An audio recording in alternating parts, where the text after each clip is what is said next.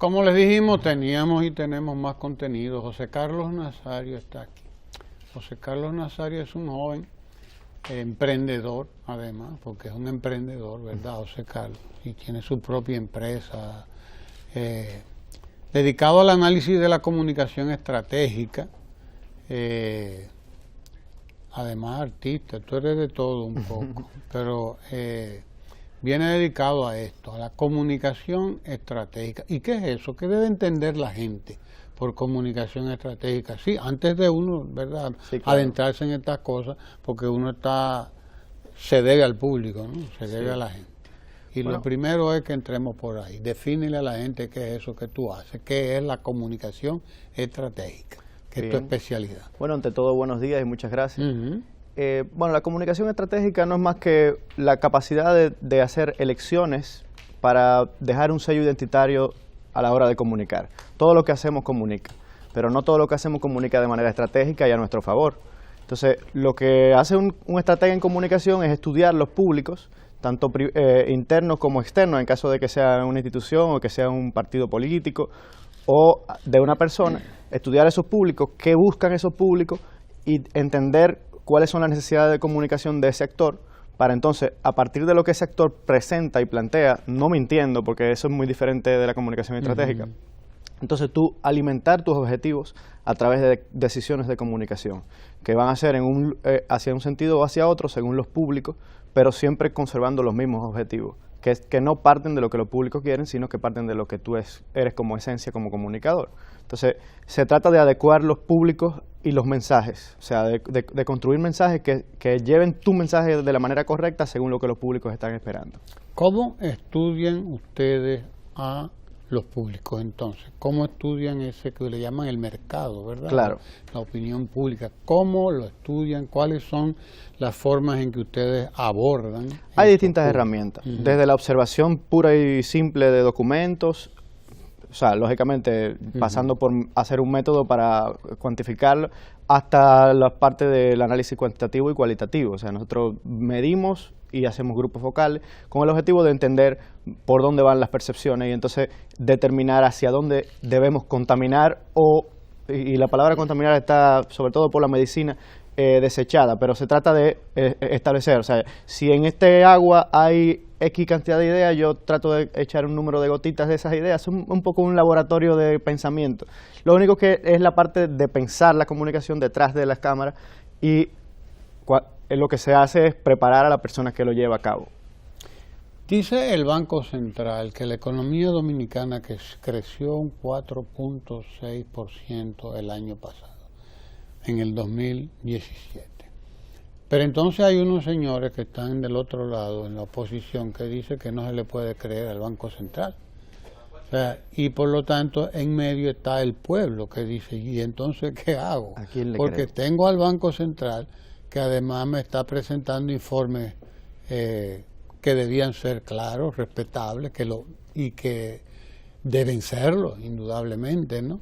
Pero tengo del otro lado un grupo de oposicionistas que dicen que nosotros vamos al caos, que nosotros vamos al despeñadero, que esto es un desorden mayúsculo. Siempre ha habido profetas del desastre. Entonces, tengo estas dos cosas y el pueblo está colocado en medio y dice, bueno, déjame ver qué me dice José Carlos Nazario, que estudia estos fenómenos, a ver dónde me ubico, cuál es la realidad. En materia comunicacional hay un fenómeno que se ha acentuado en los últimos tiempos, sobre todo por la crisis de las ideologías a finales del siglo pasado.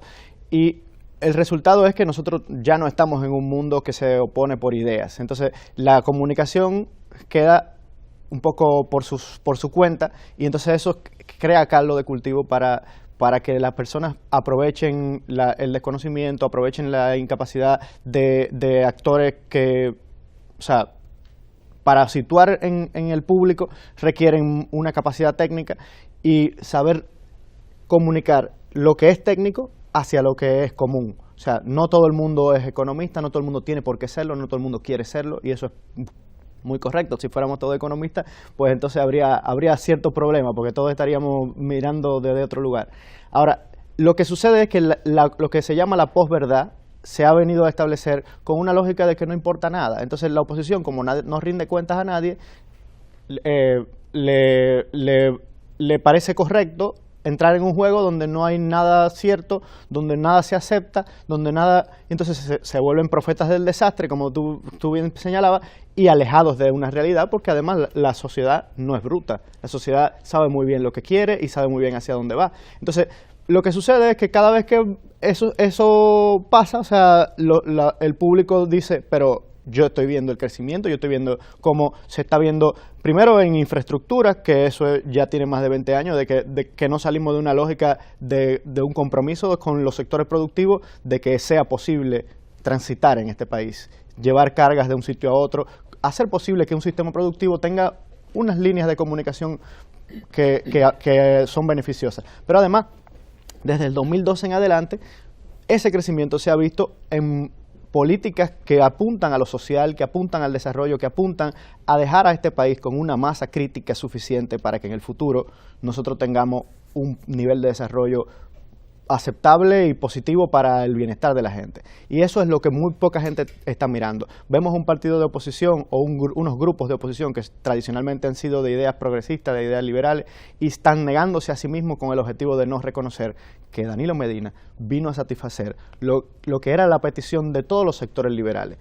Poner el ojo en educación, primero que nada, y precisamente hacer evolucionar como se puede, porque tenemos una economía constreñida por muchísimos compromisos del pasado y sobre todo de complicidades que no se pueden romper tan fácilmente y que requieren esa misma evolución de inversión en educación para que las decisiones vayan hacia otro lugar. Entonces, poder invertir en lo que la gente realmente necesita, que es un Estado con capacidad de ofrecer los servicios mucho mejor.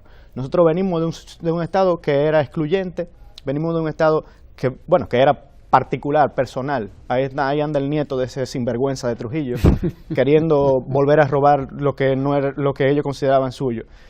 Ese grupo político desarticuló todo lo que en República Dominicana había armado gente como Hostos, había armado gente como el propio Bosch, desarticuló todos los elementos de una capacidad social del Estado y lo dedicaron a su propia gavilla. O sea, se hicieron con el Estado para su propósito particular, con violencia, con sangre, y entonces hoy queremos desligarnos de una lógica democrática muy importante, y la oposición se está dando cuenta, al parecer. Hemos visto como el que se pretende líder de la oposición, no sabemos si todavía está sentado, ha tomado en los últimos meses, o en el último mes, para ser más específico, medidas que lo acercan a la ecuanimidad, a esa ecuanimidad que tanto necesitó y por la cual nunca logró mayor puntuación en el proceso pasado. Yo creo que donde está el asunto es en entender que no todo vale, que Donald Trump ganó ahora, pero que eso es un experimento político y que no tiene para dónde salir bien, desde mi punto de vista, y que la gente no se deja engañar tan fácilmente. La mitad de la población es joven, la mitad de la población tiene acceso a información, muy diferente a lo que era en el pasado. Ya no se le puede venir a la gente diciéndole cosas que no son. Entonces, si la economía creció, usted lo reconoce, o se burlan de usted en los programas, o se burlan de usted en los colmados, o se burlan de usted en todo el que sabe manejar los números y todo el que sabe lo que es el flujo económico. Ahora, que no estamos en un paraíso, nunca lo hemos estado, y yo creo que lo podemos estar solo si se pone la inversión donde tiene que ir la inversión, y eso es lo que se ha estado preparando desde el 2012 en adelante. Yo no creo en los sueños, yo no creo en... O sea, particularmente yo entiendo que lo que hay que hacer es organizarse, que es lo que se ha hecho, se está organizando por metas, se ha tratado de cumplir con las metas y, sobre todo, responder, dar la cara ante la sociedad, que la gente no sienta que está ante un gobierno que está alejado de sus prioridades. Y si la oposición cree que estas no son la prioridad de la gente, yo quisiera saber qué es lo que ellos ofrecen. Otra información que aparece en el día de hoy, porque estamos, ¿verdad?, ubicándonos en este escenario donde hay unos que dicen nada sirve, pero hay un gobierno, en este caso, concentrado en demostrar que es posible, que sí, que se están haciendo cosas importantes. Y una parte de la sociedad importante también, que los reconoce. Exacto, una parte importante de la sociedad. Pero bueno, ahí está ese terreno de aparentemente de nadie, que son los medios de comunicación todos, incluyendo ahora las redes sociales, porque son parte de esos medios de comunicación, esas redes sociales que tienen hoy un peso mucho más importante que el de los periódicos impresos ya, que prácticamente no tienen ningún... deciden la agenda las redes. Muy poco impacto realmente. Pero dice hoy una información que aparece en la mayoría de los medios de comunicación, que hay una institución que se llama la International Budget Partnership, IBP, una institución internacional que dice que la República Dominicana, vista en términos de lo que significa transparencia, acceso de la gente a información sobre el presupuesto y manejo del presupuesto, República Dominicana ha pasado de un 40% más o menos, según la medición anterior, a un 66%. Es decir, crecemos también en la construcción de eso que se llama transparencia. Porque también se le vende a la gente la idea de que las cosas son ya hechas. Con varita mágica. No, la transparencia es una cosa hecha, es como esa mesa cuadrada que está ahí. No es algo que está que es un proceso. Es un proceso constructivo. Es un proceso realmente. En ese proceso nosotros llegamos ahora a un 66%, según esta IBP, International Budget Partnership.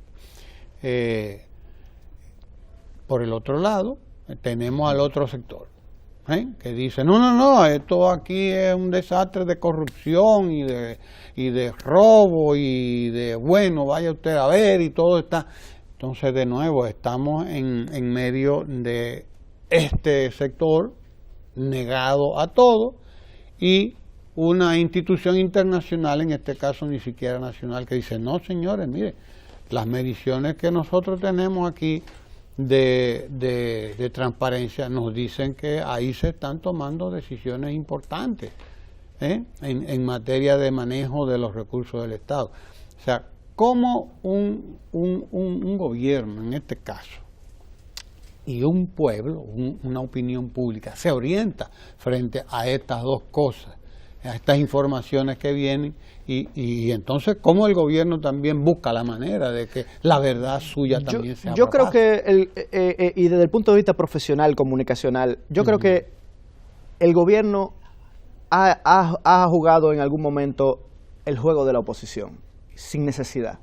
Y yo creo que eso sucede precisamente por la necesidad de tener interlocutores. En un país donde el empresariado no hablaba, o sea, los sectores sociales están desarticulados, la sociedad civil, la llamada sociedad civil orgánica, está con la oposición claramente. Entonces, el gobierno necesita interlocutores. Y para que haya o sea, porque ahora mismo está solo con la gente. Y eso hay que decirlo. El gobierno está solo con la gente porque la oposición le dio la espalda a la sociedad dominicana porque se dedicó a sí misma. Y al dedicarse a sí misma, a sus conflictos internos, a sus trifulcas partidarias, se ha olvidado de estudiar. Lo que la oposición debe demostrarle a la gente, a la sociedad dominicana, es que está preparada para gobernar. Y no lo ha hecho desde el 2017 no lo ha hecho. Y no lo ha hecho porque no lo está. No lo está porque no ha hecho la tarea para estarlo. Y para hacer la tarea tiene que dejar de mirarse el ombligo, tiene que dejar de negar toda la realidad y dedicarse a prepararse para poder tener una propuesta de país que la enfrente a lo que está sucediendo ahora desde el año 2012, que es muy distinto que la cháchara, que la basura. Tiene que ver con gente que está rindiendo cuenta, con gente que se ha tomado profesionalmente el trabajo que la democracia le dejó con votos, se lo ha tomado profesionalmente para ofrecer servicios públicos de mayor calidad, y donde no se puede ofrecer servicios públicos de mayor calidad, ha buscado la manera de que los recursos se inviertan de la manera más coherente y más racional posible. Y eso es gracias a un equipo de personas preparadas. Y eso es lo que la gente ve, y por eso la gente vota. No, yo no creo que haya otra vía. Yo creo que con la cháchara, con la invención, con el conflicto caótico, porque el conflicto siempre va a existir en política, pero el conflicto caótico, el conflicto que no tiene nada que aportar, que no genera valor a la sociedad, eso no es la política que la gente está buscando. La gente quiere salir de la montonera en el siglo XIX y se busca lo peor del mundo. Y ya sabe que por la vía de lo peor del mundo no es. O sea, no es una personalidad que venga a ofrecer absolutamente nada más que su personalidad. Es un grupo de personas que crea que hay que hacer las cosas y que crea en los procesos. Y yo creo que eso es lo que está sucediendo. ¿Que hay elementos negativos? Hay elementos negativos. Yo quisiera saber quién se maneja todo el tiempo con transparencia en su casa, pero sobre todo, quién, no, sin tomar los correctivos, no les reconocen que toma los correctivos. Y eso es algo muy importante, porque de reconocer que hay correctivos, la oposición misma estaría ayudando a la transparencia si reconoce que hay correctivos, porque además estaría poniendo a disposición de la gente, de su propia gente, esos correctivos. O sea, un sistema como el de compras y contrataciones, en la realidad que había anteriormente, un sistema ¿cómo se llama? Los sorteos, en la realidad que había anterior. O sea, hay que saber, hay que ver lo que era la realidad del gobierno balaguerista y del gobierno de Hipólito Mejía. Hay que leer un poco, si tú no tienes la edad suficiente, ve al archivo de la Nación. Tú no puedes simplemente olvidarte de que existe una realidad y negarla porque tú tienes el interés de ocupar un lugar. O sea, la realidad es que la República Dominicana está avanzando y quien lo niega es porque no está queriendo mirar. No está queriendo mirar. Desde un punto de vista de un comunicador estratégico, esa es tu área. ¿Está haciendo el gobierno lo correcto para comunicar sus políticas públicas, sus estrategias? Bueno, yo tengo fuertes diferencias técnicas. ¿Está haciendo lo correcto? Yo tengo fuertes diferencias técnicas con la forma en que se comunica. Particularmente yo entiendo que se hace de un modo más reactivo que proactivo, que se entra en el juego de la oposición respondiéndole cuando nadie está mirando lo que una persona que no dice nada quiere que le respondan. Entonces, yo creo que el gobierno debe seguir haciendo su trabajo y debe seguir construyendo en la mentalidad de las personas el norte hacia donde debe ir. La comunicación oficial es perfecta, desde mi punto de vista, y perfecta es mucho decir, pero yo creo que es perfecta, porque comunica lo que hay que comunicarle a la sociedad dominicana, que siempre ha estado en discursos de derecha, que siempre ha estado lejos de la gente, y hoy está situando en su lugar lo que es realmente. Cada vez que alguien recibe un apoyo, mejora la condición de vida de todos los dominicanos, porque esa persona que no tenía acceso a nada, recibe acceso, y ese acceso se multiplica, porque cuando la sociedad recibe derechos, se prepara para exigir más derechos. Y eso es lo que pasa con la transparencia hoy. O sea, la gente quiere más transparencia porque ya le dimos más transparencia.